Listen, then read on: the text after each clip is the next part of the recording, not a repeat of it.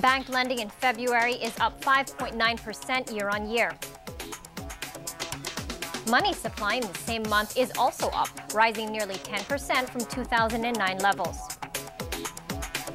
The Bureau of Internal Revenue and the Bureau of Customs once again butt heads with public and private entities over unpaid tax and customs. And power producers are set to jack up their rates even as parts of Luzon undergo power outages.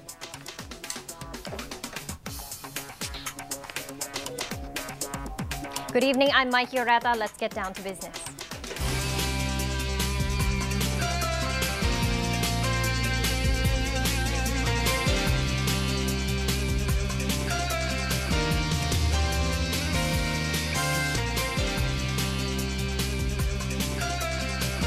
Lending by universal and commercial banks grew last February by nearly 6% year-on-year. The Bangko Sentral reports outstanding loans totaled 2.3 trillion pesos for the period. The February growth figures, however, were still lower than the guilty of intentionally miscalculating future profits from its Casecnan facility to force out local minority shareholders, including San Lorenzo.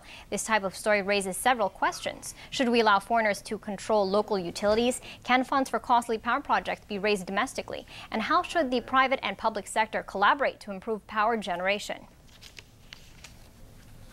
Joining us on the line now is Anthony Violago, the Executive Vice President and Chief Operating Officer of San Lorenzo Ruiz Builders. He'll be talking to us about investing in power. Good evening, Mr. Violago. This is Mikey Oreta of ANC's Business Nightly. Welcome to the show.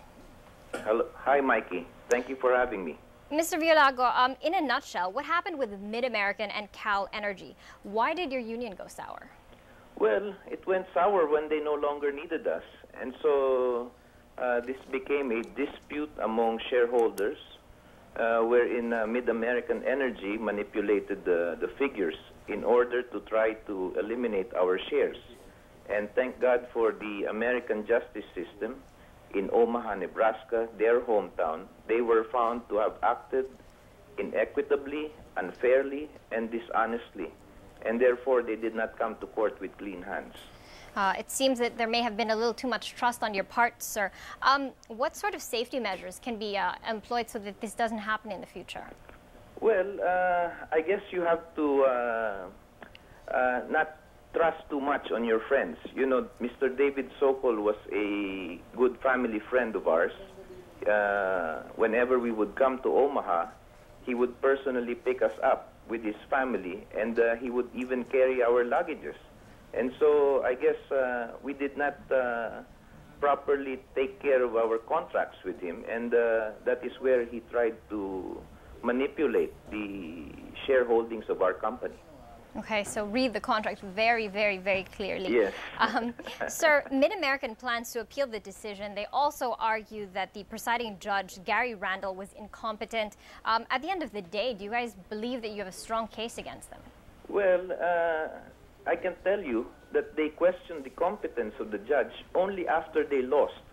In the 5 years of trial, they never once questioned the competence of the judge. It was only when they lost was the time they questioned his competence. In fact, this judge was elected chair of the National Conference of State Trial Judges, which is the oldest, largest, and most prestigious organization of judges in the world. So how can you question his competence? If anything, sir, do you think that this incident will scare away other foreign investors from investing in the Philippine power sector? Well, it should not, because this project is making a lot of profit for MidAmerican Energy, and it should not scare honest foreign investors in the country. Okay. A U.S. court ordered MidAmerican to issue your group 115,000 shares with possible dividends of $12 million a year through 2021. That's a total of $140 million. It seems that power can be very, very lucrative.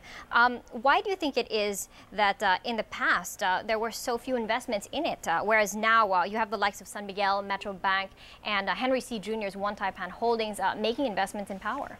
Well, I don't know why it is only now that they are investing, but I can tell you that my father's vision is well ahead of his time.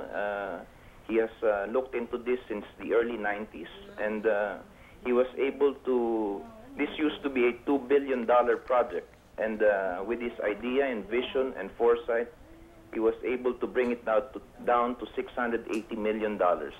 And today, this project is providing 150 megawatts of electricity, irrigating an additional 86,000 hectares in central Luzon, and stabilizing the 252,000 hectares of farmland in Nueva Ecija.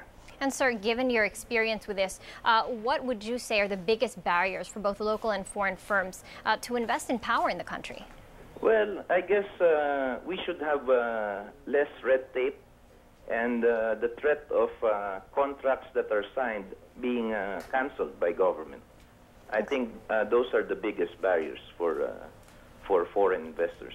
Okay, thank you for your time. Anthony Violago, Thank the you. EVP and Chief Operating Officer of Lorenzo Ruiz Builders. We're taking a short break. Please stay tuned for our market wrap. That's coming up next.